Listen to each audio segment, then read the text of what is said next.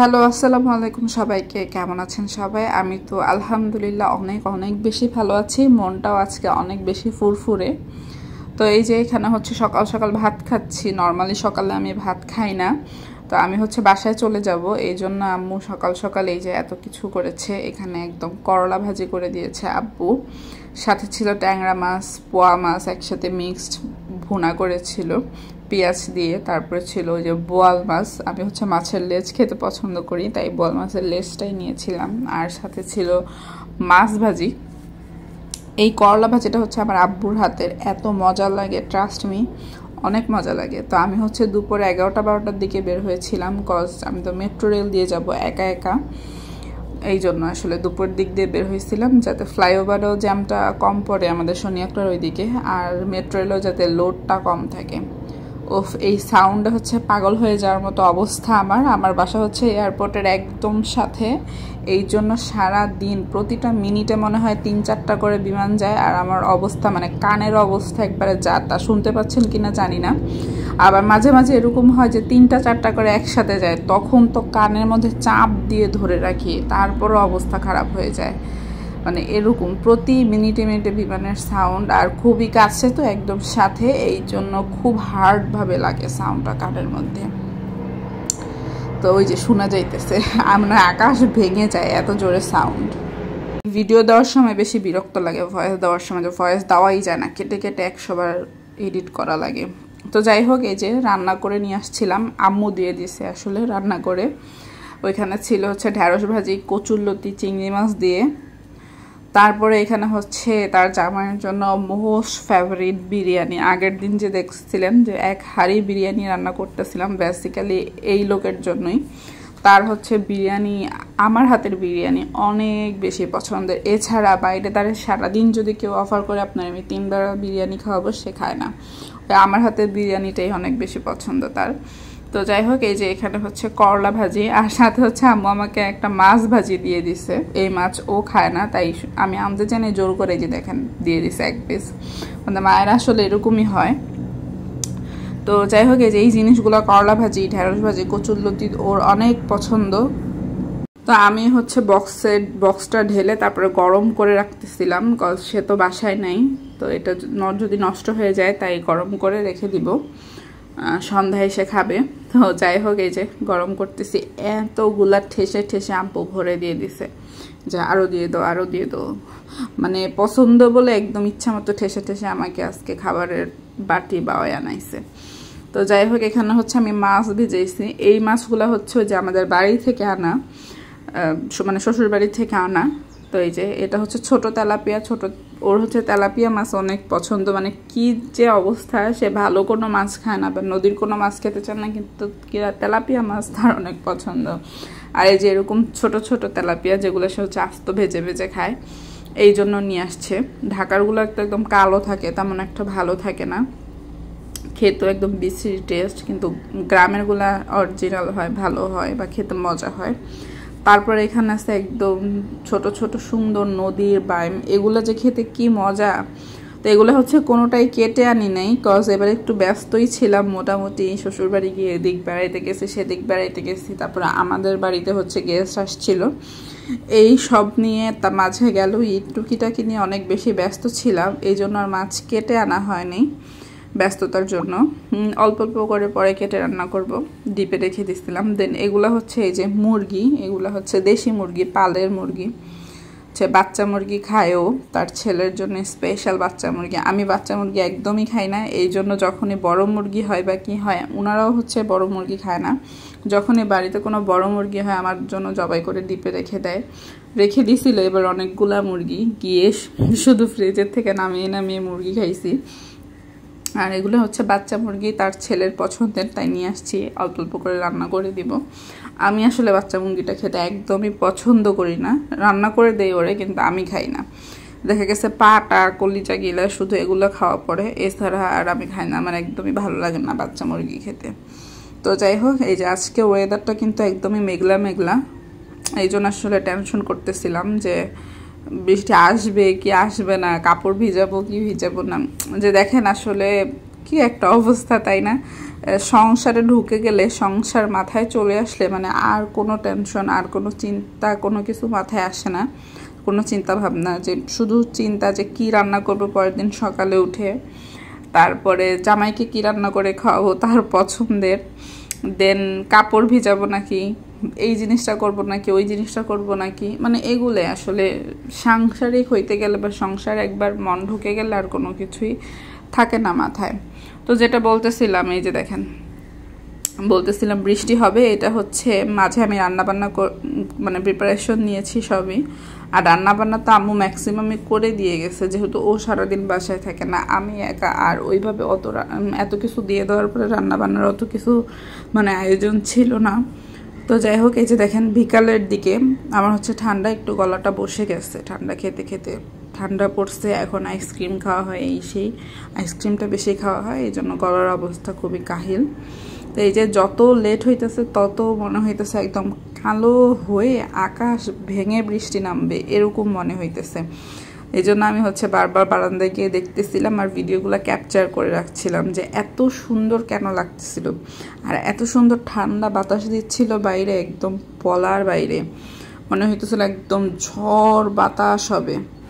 এই দেখেন যেই কথা সেই কাজ, একদম বিকেলের দিকে আকাশ ভেঙে বৃষ্টি নামছে, প্লাস এত মেঘ ডাকতেছিল, এত বৃষ্টি। আমার তো সচরাচর কি বলবো, এইভাবে বৃষ্টি বলতে আসলে বাসায় থাকা হয়তো, কিংবা বাইরে গেলে ছাতা নিয়ে দৌড়াদৌড়ি হইতো, এইভাবে ডিরেক্ট এরকম ঝড় কখনো দেখা হয়নি বা আমি ফেস করিনি। এগুলাও তো যারা গ্রামে থাকে বা গ্রামে সচরাচর থেকে অভ্যস্ত তারা দেখে। এই জন্য আমি হচ্ছে এই প্রথম, মানে বৃষ্টি তো আসে ঠিক আছে, বা ঝড় তুফান এরকম পুকুরে বা দিঘিতে মানে এরকম আমি কখনো দেখি নাই। দেখেন খুবই ভয়ঙ্কর লাগতেছে। আমাদের এটা কিন্তু পুকুর না, এটা হচ্ছে বিশাল বড় একটা দিঘি বা লেক টাইপের। তো এই যে দেখেন এত ঝড় বৃষ্টি, মানে কি বলবো, লাইফের ফার্স্ট হচ্ছে আমার এরকম এক্সপিরিয়েন্স হয়েছে। আমার নর্মালি আসলে এইটার জন্য হচ্ছে আমি অপেক্ষা করতেছিলাম যে একদিন প্রচুর ঝুম বৃষ্টি হবে, একদিন তুফান হবে, আর আমি দেখব যে আসলে আমাদের বাসার এই ভিউটার এই পাশটা কেমন লাগে বা কেমন অনুভূতি হয় ভিতরে। কিন্তু সে অনুভূতি যাচাই করতে গিয়ে বিশ্বাস করেন ভয়ে আমার অবস্থা খারাপ। আর প্লাস হচ্ছে আমার বাসা একদম টপ ফ্লোরে 9 তলায়, ঠিক আছে, এই জন্য হচ্ছে আরও বেশি ভয় লাগতেছিল। একদম উপরে একদম মানে ঝড় ঝাপটাটা একদম গ্লাসের মধ্যে লাগতেছিল, থাইয়ের গ্লাস মনে হইতেছিল যে কোনো সময় ভেঙে ঝড় ভিতরে ঢুকে যাবে, মানে এরকম অবস্থা। আর দিঘিটার দিকে তাকিয়ে দেখেন যে কত মানে এমনি সুন্দর লাগতেছে, কিন্তু যে ঝড় তুফান হইতেছে এই জন্য মনে হইতেছে এটা প্রচুর ভয়ঙ্কর হয়ে আছে। আমার মনে হইতেছিল কি ভিতরে ভিতরে মনে হয় যে কোনো সময় মানে পানিগুলো একবার এদিক একবার ওদিক ওরকম করতেছিল, যে মনে হয় পানি যে কোনো সময় আমার 9 তলার উপরে উঠে চলে আসবে, মানে এরকম ভালোও লাগতেছিল ভিতর থেকে, আবার প্রচুর ভয় করতেছিল। দেখেন গাছপালা একদম ভেঙে যাচ্ছিল, আমি তো ওরে বারবার ফোন করতেছিলাম যে কখন আসবা, সেও বেচারা আটকে গেছিলো। তো ওই দিন হচ্ছে ওর একটা কাজিনের বাসায় গেছিলো অবশ্য বিকেলে কাজ শেষে, এই জন্য ওইখানে গিয়ে আটকে গেছিলো। তো আমি হচ্ছে ওইখানে বারবার ফোন করতেছিলাম যে তাড়াতাড়ি আসো, আমার মানে ভয়ে অবস্থা খারাপ। তো যাই হোক, এই যে আরও হচ্ছে বেশ খানিকটা দূরেই ছিল, যে বললাম কাজিনের বাসায় গিয়েছিল, তো ওই বাসাটা হচ্ছে আমাদের বাসা থেকে বেশ খানিকটা দূরে, মগবাজারের ওই দিকে মেবি, এই জন্য আসলে হুট করে তো আসাটাও সম্ভব না। ওই দিকেও প্রচুর ঝড় তুফান শুরু হয়েছিল, এই জন্য ও বাসা থেকে একদমই বের হইতে পারতেছিল না। তো যাই হোক, নতুন এক্সপিরিয়েন্স যারে বলে আর কি, যে ভয় লাগুক বা কি, তারপর আল্লাহ আল্লাহ করে যে জিনিসটা দিনের বেলায় হয়েছিল, যদি রাতের বেলায় হইতো আল্লাহ আমার অবস্থা আরও খারাপ হয়ে যেত। তা আমি হচ্ছে দেখেন অনেক সাহস নিয়ে দেখার জন্য একটু খাই করতেছিলাম, আবার যখন দেখি যে না একদম ভেঙে চলে যাচ্ছে, আবার ঘরে একদম পানি ঢুকে যাচ্ছে, আবার একটু লাগাই দিতেছিলাম, এই অবস্থা। কিন্তু ট্রাস্ট মি, মানে ভিতর থেকে অনেক ভালো লাগছে, অনেক সুন্দর একটা লাইফের ফার্স্ট এক্সপিরিয়েন্স, খুবই ভালো লেগেছে আমার, যে এইভাবে ডিরেক্ট এরকম মানে পানির কাছাকাছি বা ঝড় তুফান হইলে কেমন হয়, এত সুন্দর ভিউ থাকলে ওইটা ফিল করতে পেরেছি। তো যাই হোক, এই যে এখানে হচ্ছে আমি রান্না বান্না করব, একটু অগোছালো ছিল আজকে রান্নাঘরটা, কজ সব কিছু গুছাইতে আসলে কোথাও থেকে এসে কিন্তু একটু আলসেমি লাগে 2-1 দিন। কজ বিশেষ করে বাপের বাড়ি গেলেও এখানে তো বসে বসে খাওয়া হয়, দুপুরে 2টা বাজে ঘুমের থেকে উঠলেও খাবার রেডি, যে কোনো সময় শুধু নিয়ে নিয়ে খাওয়াই আর কি।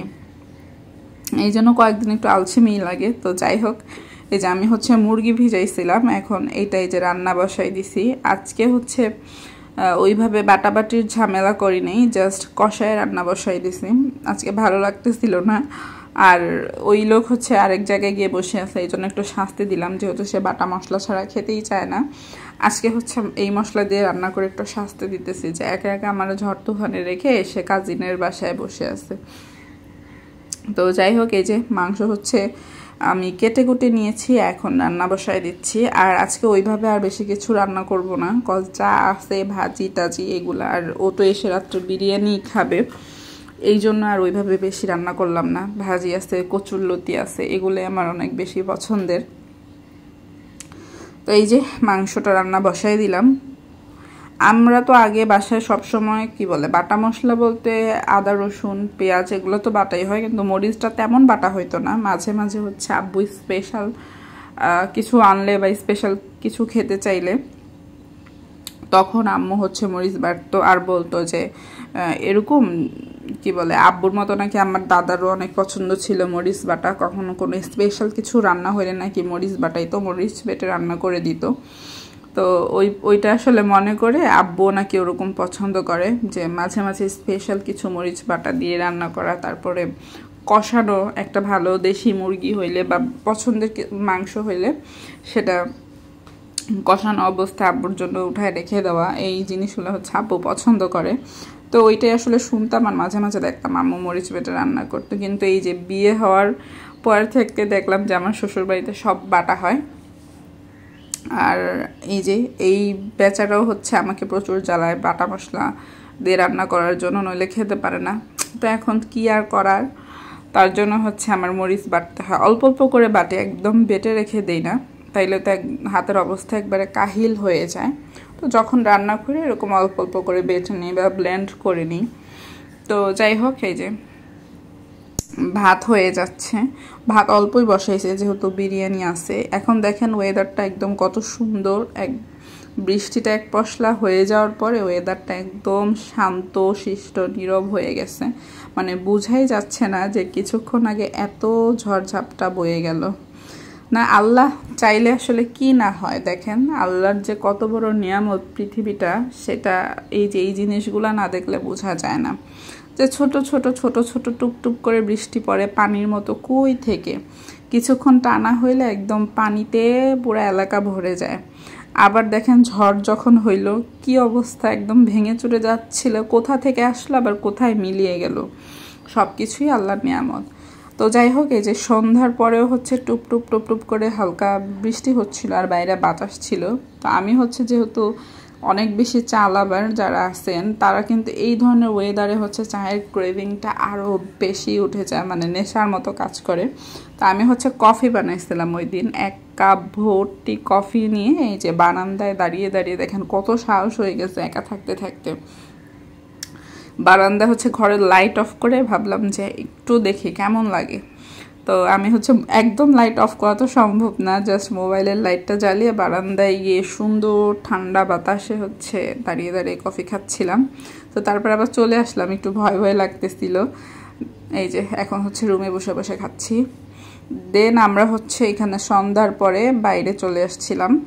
ঐশী হচ্ছে সন্ধ্যার দিকে এসেছিল, ওর হচ্ছে ক্যাম্পাসে এক্সাম ছিল, সে এক্সাম দিয়ে তারপর সন্ধ্যার দিকে আসছে আমার বাসায়।